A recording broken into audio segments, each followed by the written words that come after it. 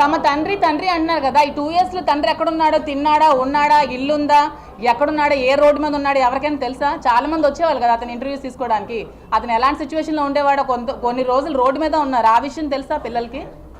మరి అప్పుడేమయ్యారు పిల్లలు? అది తండ్రి కోసం వాళ్ళు ఇక్కడ ఏం జరిగిందో అది మీరు వాళ్ళకైతే శ్రీని గారికి అడిగితే మీరు చెప్తారు అక్కడ ఏం జరిగింది. నేను ఆ సిచ్యువేషన్లో లేను. నాకు తెలిసింది ఏమంటే 2 yearsగా అతను చాలా స్ట్రగుల్స్ ఫేస్ చేసి ఇంటికి తాళం ఆవిడ వేసేస్తే నడి రోడ్ మీద ఉంటే మేము చూసుకోవాల్సి వచ్చింది. ఈవెన్ ట్రాప్ చేసి అంటారు కదా, ఎందుకోసం? ఓకే, ఆ శ్రీని గారికి ఏం ఆస్తుందో చెప్పండి నాకు అంటున్నాను నేను. శ్రీని గారికి ఉన్న ఆస్తి ఏమిటి? శ్రీని గారికి ఉన్న ఇల్లు వాణి గారికి ఇచ్చేశారు.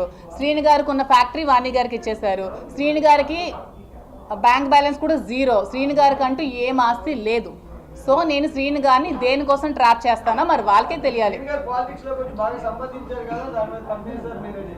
ఎక్కడ సంపాదించారేటో కొంచెం చెప్పండి నాకు కూడా, డీటెయిల్స్ ఏమైనా ఉంటే.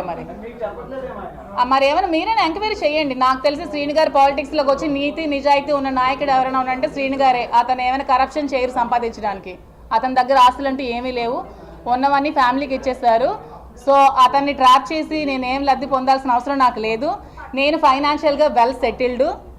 నాకు వైజాగ్లో నాకు ఆస్తులు ఉన్నాయి. మా ఫ్యామిలీ వాళ్ళు శ్రీకాకుళంలో ఎవరికైనా చెప్తారు చాలా వెల్ సెటిల్డ్ ఫ్యామిలీ. అక్కడ అత్తగారి ఫ్యామిలీ కూడా చాలా వెల్ సెటిల్డ్. నాకంటూ ఫైనాన్షియల్గా నాకు చాలా అసెట్స్ ఉన్నాయి. నేను ఎలక్షన్లో 1 crore to 2 crores నేను ఖర్చు పెట్టాను ఎలక్షన్స్లో. మీరు కావాలంటే క్యాడర్ ఎవరికైనా అడగండి. ఎలక్షన్ ముందు నేను ఎంత డబ్బులు ఖర్చు పెట్టానో చెప్తారు. నా పర్సనల్గా నా అమౌంట్ నేను ఎలక్షన్లో ఖర్చు పెట్టి ఎలక్షన్ చేశాను. సో దేనికోసం ట్రాప్ చేయాల్సిన అవసరం నాకైతే లేదు. ఇది క్లారిటీగా తెలుసుకుంటే చాలా మంచిది.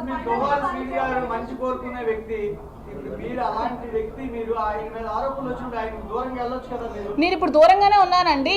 వాళ్ళ ఫ్యామిలీ కావాలంటే కలవమానండి. అతనికి అదే అంటున్నాను కదా, ఆవిడకి ఏమైనా సమస్యలు ఉంటే వాళ్ళ హస్బెండ్తో కూర్చొని తెలుసుకోమానండి. పిల్లలకి అతనికి నన్ను మాత్రం లాగొద్దు అని చెప్తున్నాను. నేను ఇది చెప్పడానికి వచ్చాను. నన్ను బయటకి లాగొద్దు.